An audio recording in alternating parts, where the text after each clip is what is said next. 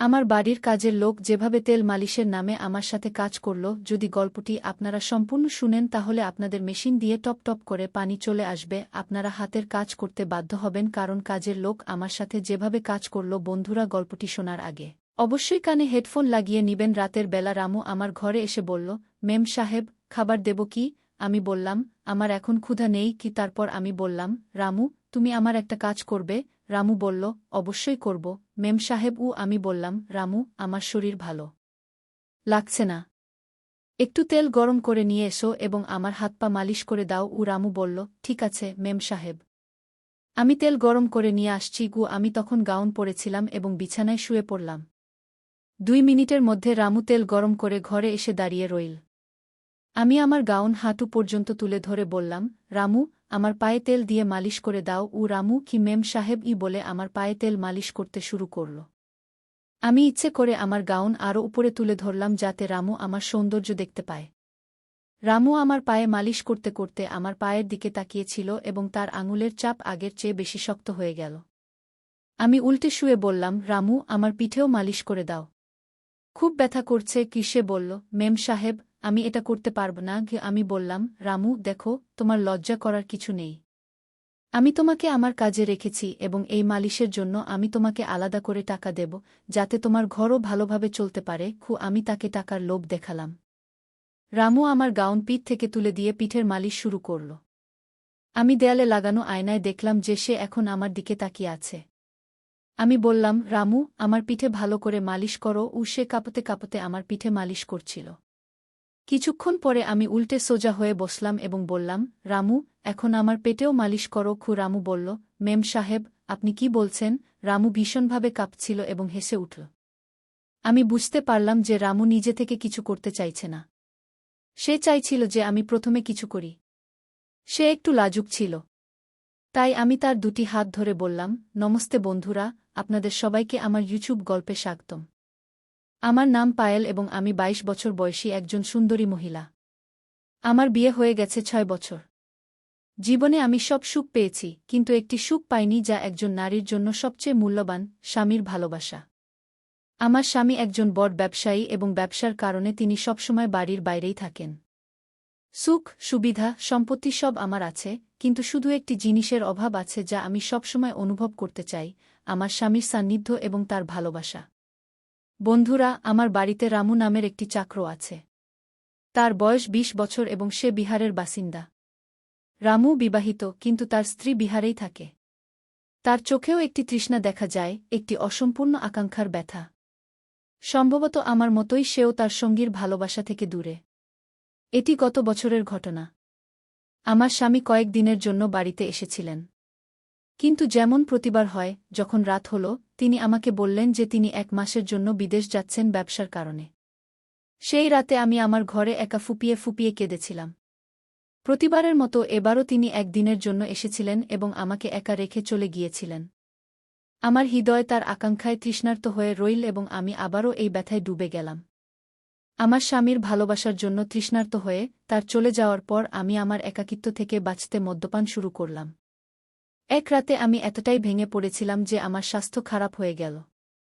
আমাকে হাসপাতালে ভর্তি করতে হয়েছিল।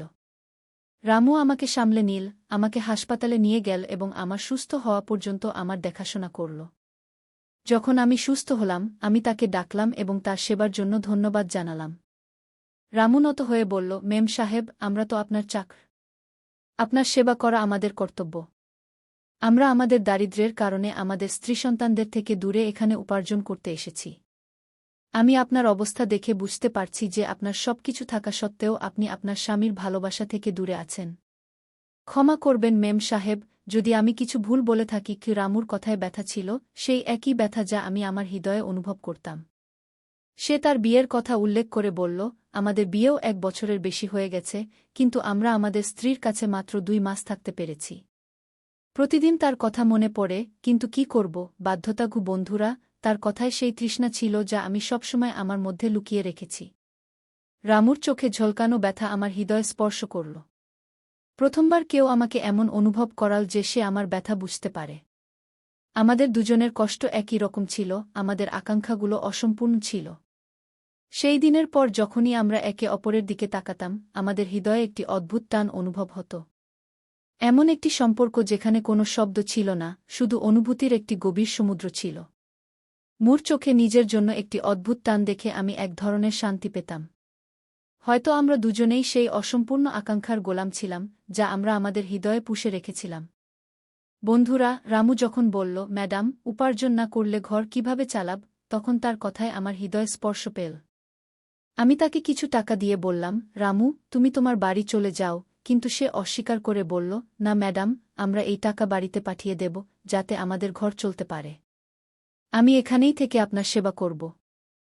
যাই হোক, মালিক বাড়িতে নেই, তাই আমার দায়িত্ব যে আমি আপনার যত্ন নিই কি। তার কথায় নিজের পরিবারের প্রতি ভালোবাসা ও দায়িত্ব দেখে আমি অনুভব করলাম এই সাধারণ মানুষটি তার স্ত্রীকে কতটা ভালোবাসে। আর আমার স্বামী, যার আমার প্রতি সামান্যটুকুও মায়া নেই।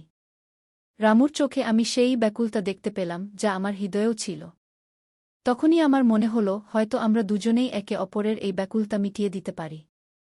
বন্ধুরা, সেই দিন থেকে আমি রামুকে ভিন্ন দৃষ্টিতে দেখতে শুরু করলাম। একদিন সে বাড়িতে পরিষ্কার করছিল এবং শুধুমাত্র একটি হাফ শার্ট পরেছিল। তার বলিষ্ঠ বাহু ও সুগঠিত দেহ দেখে আমার ভেতর এক ধরনের আলোড়ন সৃষ্টি হল। আমি তার কাছে আসা পছন্দ করতে শুরু করলাম এবং এখন আমি স্থির করলাম যে রামুর সাথে আমার জীবনের সেই শূন্যতা পূরণ করব। তাকে আকর্ষণ করার জন্য আমি নতুন নতুন উপায় অবলম্বন করতে লাগলাম। আমি ইচ্ছাকৃতভাবে তার সামনে ছোট ছোট পোশাক পরতাম যাতে সে আমার দিকে তাকায়। কিন্তু সে তো সবসময় নিজের কাজেই মগ্ন থাকত। কখনো কখনো আমি বাথরুমের দরজা একটু খুলে রাখতাম বা তার সামনে হালকা নাইট কাপড়ে থাকতাম। কিন্তু আমার সব প্রচেষ্টাই ব্যর্থ হচ্ছিল। সে যেন অন্য কোনো জগতে হারিয়ে গিয়েছিল। তারপর একদিন আমি তাকে আমার কাছে ডেকে বললাম, রামু, আজ আমার মদ্যপান করার ইচ্ছা হচ্ছে কি। সে উদ্বিগ্ন স্বরে বলল, ম্যাডাম, এটি আপনার স্বাস্থ্যের জন্য ভালো নয়। গতবারও আপনার অসুস্থতা হয়েছিল। ও আমি তার চোখের দিকে তাকিয়ে বললাম, তাহলে কি করব রামু? আমি আমার স্বামীর ভালোবাসার জন্য ব্যাকুল, কিন্তু সে আমার অস্থিরতা বুঝতে পারে না। সে নীরবে আমার ব্যথা শুনতে থাকল। আমি 2 গ্লাসে মদ ঢেলে একটি গ্লাস তার হাতে দিলাম। সে সংকোচ প্রকাশ করে বলল, ম্যাডাম, আমি মদ্যপান করি না। আমার এতটা যোগ্যতা নেই কি। তার এই লজ্জা আমাকে আরও প্রিয় করে তুলল। আমি ধীরে ধীরে তার হাত স্পর্শ করে বললাম, রামু, এখানে যোগ্যতার কথা নয়। এটা তো শুধু দুটি হৃদয়ের ব্যথা ভাগ করে নেওয়ার একটি মাধ্যম। বন্ধুরা, তার হাত ধরে আমি তাকে কাছে টেনে নিলাম। প্রথমবার তার নিকটত্বে আমি এক ভিন্ন ধরনের উষ্ণতা অনুভব করলাম। আমার হৃদয় দ্রুত স্পন্দিত হতে লাগল এবং তার লজ্জায় ভরা চোখে আমি আমারই ব্যাকুলতার প্রতিচ্ছবি দেখতে পেলাম। ধীরে ধীরে আমি তার মুখের কাছে আমার ঠোঁট নিয়ে গিয়ে হালকা করে তার গাল স্পর্শ করলাম। আমার এই স্পর্শ তার ভেতর কিছু পরিবর্তন এনেছিল। তার শ্বাসপ্রশ্বাস দ্রুত হয়ে গেল এবং সে আমাকে তার বাহুতে জড়িয়ে নিল। আমরা দুজনেই সেই মুহূর্তে হারিয়ে গেলাম, যেন আমাদের সমস্ত অসম্পূর্ণ স্বপ্ন ও আকাঙ্ক্ষা একে অপরের মধ্যে পূর্ণ হচ্ছে। তার বাহুতে আমি সেই শান্তি পেলাম যা আমি সর্বদা কাঙ্ক্ষিত ছিলাম। সেই রাতে আমরা দুজনেই আমাদের ব্যাকুলতাকে শান্তিতে রূপান্তরিত করলাম।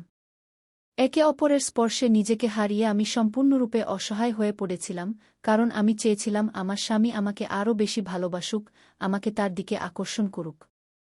কিন্তু সম্ভবত আমার ভাগ্যে সেই ভালোবাসা ছিল না।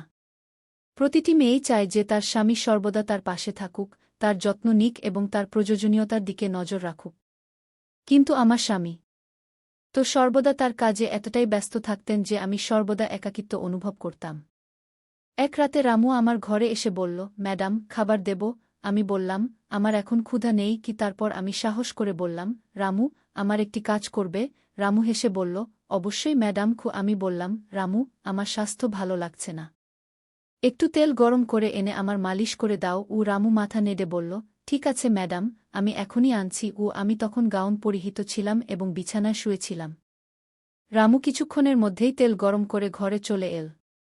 আমি হালকা হেসে বললাম, রামু, আমার পায়ে তেল লাগিয়ে মালিশ করে দাও। রামু বিনয়ের সাথে বলল, জি ম্যাডাম, এবং আমার পায়ের মালিশ শুরু করল। আমার শরীরের স্পর্শ সে ধীরে ধীরে অনুভব করতে লাগল। তার আঙুলগুলি আমার পায়ে ধীরে ধীরে ঘষতে লাগল এবং আমি উষ্ণতা অনুভব করতে লাগলাম। আমার পায়ের মালিশ করতে করতে সে এগিয়ে চল। আমার চোখ তার স্পর্শ অনুভব করছিল এবং এক অদ্ভুত আকর্ষণ অনুভব করতে লাগলাম। আমি হালকা করে পাশ ফিরে বললাম, রামু, আমার পিঠেরও মালিশ করে দাও। খুব ব্যথা করছে। রামু কিছুটা সংকোচের সাথে বলল, ম্যাডাম আমি এটি করতে পারব না। আমি কিছুটা নরম স্বরে বললাম, রামু, তোমাকে লজ্জিত করার কিছু নেই। আমি তোমাকে তোমার কাজের জন্য আলাদাভাবে অর্থ দেব, যাতে তোমার পরিবার ভালোভাবে চলতে পারে। বন্ধুরা, সে কিছুটা সংকোচ বোধ করে আমার পিঠ মালিশ করতে শুরু করল। তার আঙুলের স্পর্শ যেন আমার আত্মার গভীরে পৌঁছে গেল। আমি দেয়ালে লাগানো আয়নায় দেখতে পাচ্ছিলাম যে সে ধীরে ধীরে আমার পিঠ মালিশ করছে এবং তার দৃষ্টি এখন আমার শরীরে স্থির হয়ে গেছে। আমি বললাম, রামু, আমার পিঠ ভালোভাবে মালিশ করো। সে কাঁপতে কাঁপতে হাত দিয়ে আমার পিঠ মালিশ করছিল এবং আমি অনুভব করছিলাম যে আমাদের উভয়ের তৃষ্ণা এখন একে অপরের মধ্যে মিশে যাচ্ছে। বন্ধুরা, পায়েল বিছানায় শুয়েছিল।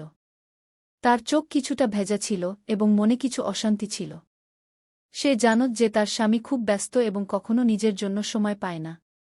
এখন এখানে পরিস্থিতি বোঝার মতো কেউ ছিল না এবং এই কারণেই সে রামুর সাথে কথা বলার সিদ্ধান্ত নিয়েছিল।